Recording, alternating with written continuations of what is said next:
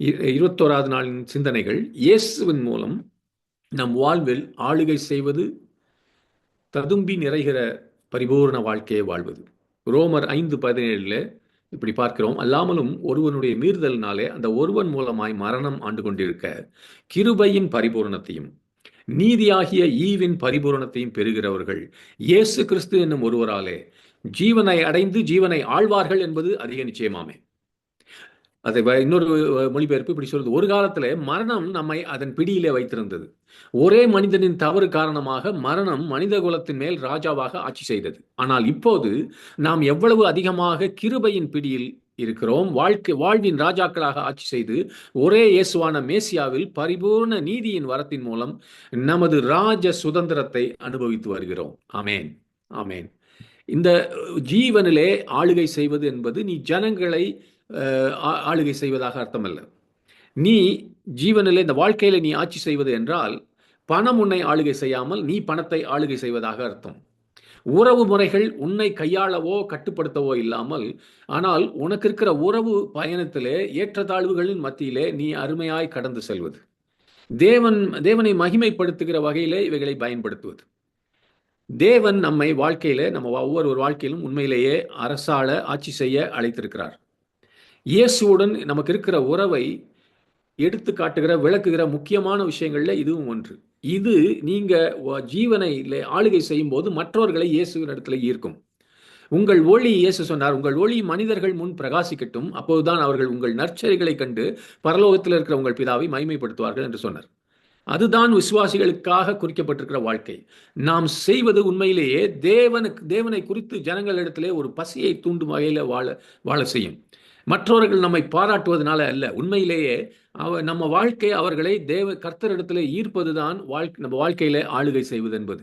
எவ்வளவு சமாதானமா இருக்கிறான், எவ்வளவு சந்தோஷமா இருக்கிறான் அப்படின்னு சொல்லி நம்மை போல அவர்களும் கிறிஸ்துவோட சேர்ந்து வாழ்வதற்காக முயற்சிப்பது. எனவே நாம் வாழும் ஒரு வழியும், நாம் வாழ்க்கையை மாதிரியாக மற்றவர்களுக்கு காட்டுகிற விதமும் ஜனங்களை உண்மையிலேயே கர்த்தருடன் அதே வகையான உறவு முறைக்குள்ளே அழைக்கிறது. இதை தான் கர்த்தர் நம்ம இடத்துல விரும்புகிறார்.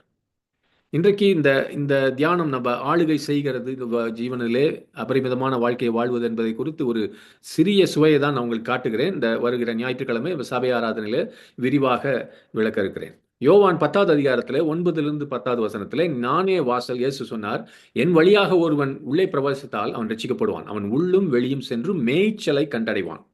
திருடன் திருடவும் கொல்லவும் அழிக்கவும் வருகிறானே என்று வேறொன்றுக்கும் வரமாட்டான். நானோ, இயேசு சொன்னார், அவைகளுக்கு ஜீவன் உண்டாயிருக்கிறவும் அது பரிபூரணப்படவும் வந்தேன். பரிபூரண ஜீவன். அவர்களுக்கு ஒரு வளமான மற்றும் திருப்திகரமான வாழ்க்கையை வழங்குவதே எனது நோக்கம் என்று இயேசு சொன்னார். இன்னொரு வார்த்தையில் சொன்னால், நான் உங்களுக்கு எல்லாவற்றையும் மிகுதியாக கொடுக்க வந்திருக்கிறேன். நீங்கள் எதிர்பார்ப்பதை விட அதிகமாக நீங்கள் நிரம்பி வழியும் வரை அதன் முழுமையான ஒரு வாழ்க்கையை கொடுக்க வந்திருக்கிறேன். இயேசு கிறிஸ்துக்குள்ளே நம் வாழ்க்கையில எப்படி ஆளுகை செய்வது?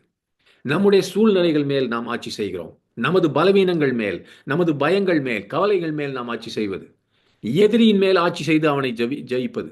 இதுதான் ஆத்தும வளர்ச்சி, ஆத்தும செழிப்பு, த ஸ்பிரிச்சுவல் ப்ராஸ்பரிட்டி.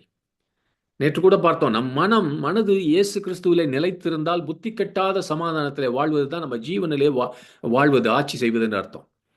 அந்த ஜீவன் பூரணமும் நன்மையுமானது என்று இயேசு சொன்னார். இதுல கர்த்தர், இந்த படிப்பட்ட பரிபூர்ண ஜீவனில் கர்த்தர் நமக்காக யுத்தம் செய்கிறார். நாம் அவருடைய மேய்ச்சலை சும்மா அனுபவிக்கிறோம். நன்மையும் கிருபையும் நம் வாழ்நாள் எல்லாம் நம்மை பின்பற்றுவதனாலே நம்ம அடிப்படை தேவைகளிலே வாழ்க்கையிலே ஆட்சி செய்கிறோம். அடுத்த வேளை உணவு எங்கிருந்து வரும் நம்ம எதிர்பார்க்க தேவையில்லை, அது நம்மை தேடி வருகிறது. அது கிறிஸ்துவுக்குள் நம்மை நம் வாழ்க்கையிலே ஆட்சி செய்ய அனுமதிக்கிறது. ஏனென்றால் அவர் சிலுவையிலே செய்த தெய்வீக பரிமாற்றத்தினாலே கிறிஸ்துவுக்குள்ளே நம்ம ஆளுகை செய்கிறோம். இது எல்லா விசுவாசிகளுக்கும் கிடைக்கிற ஒரு அழைப்பு மட்டுமல்ல, இது உண்மையிலேயே இந்த பரிபூர்ண ததும்பி வாழும் வாழ்க்கையை அனுபவிக்கான ஒரு அழைப்பு. என்னன்னா, உன்னுடைய வாழ்க்கையே ஏழை ஜனங்களை, தேவையுள்ளவர்களை, நோயாளிகளை, சங்கிலியால் கட்டப்பட்டவர்களை அழைக்கிற ஒரு அழைப்பாக மாறும். உன் வாழ்க்கையை அவர்கள் தைரியமான, அச்சமில்லாத சாகசமாக பார்க்கும்போது, தேவ கிருபையை அனுபவித்து ஒருபோதும் பதறாத, மற்றவர்களுக்கு சிறந்ததை தேடும், மற்றவர்களை ஆசீர்வதிக்கும் வாழ்க்கையாக அவர்கள் பார்க்கும்போது அவர்களையும் இழுக்கும். இந்த பரிபூர்ண வாழ்க்கையை சகோதரனை, சகோதரியை நீ தேர்ந்தெடுப்பாயா? உன்னுடைய வாழ்க்கையில ராஜாவாக ஆட்சி செய்து இயேசு செய்த பரிபூரண நீதியின் கொடுத்த பரிபூரண இயேசு கொடுத்த பரிபூரண நீதியின் வரத்தின் மூலம் உனக்கு இருக்கிற அந்த ராஜ சுதந்திரத்தை அனுபவிப்பாயா? ஆமென். ஹalleluya. அது எல்லாரும் அனுபவிப்போம்.